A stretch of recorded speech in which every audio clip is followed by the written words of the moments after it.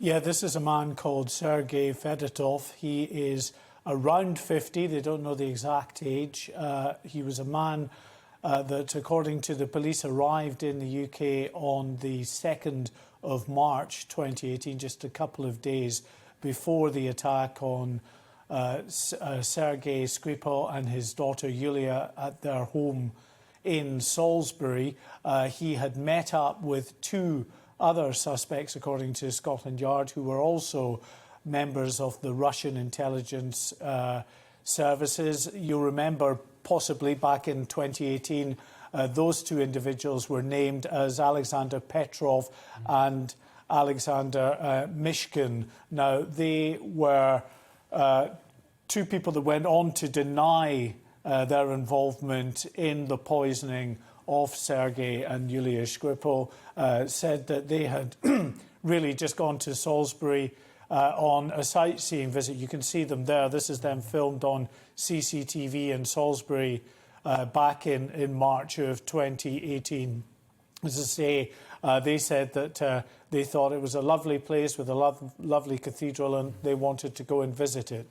The real reason they were there, according to the Metropolitan Police Counter-Terrorism Command, was to carry out this hit on Sergei Skripal. He was a former member of the Russian intelligence services who became a double agent, was caught by the Russians, but then returned to the UK in a spy swap. But the Russians never forget and, you know, have been known to hold a grudge against those who betray Mother Russia.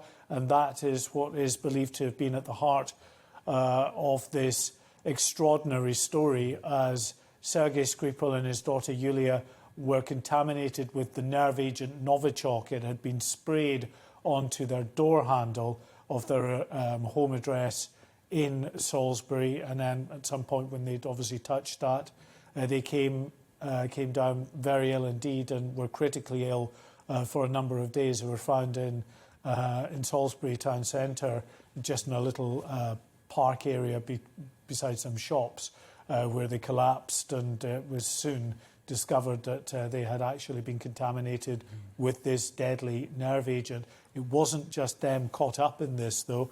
Detective Sergeant Nick Bailey, one of the first investigating officers on the scene, also going into that address, we believe, was contaminated with the nerve agent. He was critically ill for a while. He's still feeling the effects 3 years on in terms of how it has affected his life. And then a few months later, two innocent members of the public, Charlie Rowley and Don Sturgis, had been in a local park in Salisbury and had found a perfume bottle in a box, taken it home and perhaps had sprayed themselves with it. I don't know what exactly they did. The police have never been able to get to the bottom of that, but they were contaminated with this deadly nerve agent, both taken to hospital. Charlie Rowley recovered, but sadly Don Sturgis died a few days later. So a very serious incident that still has ramifications. Of course, in the light of the 2018 attack, we got the police identifying the initial two suspects.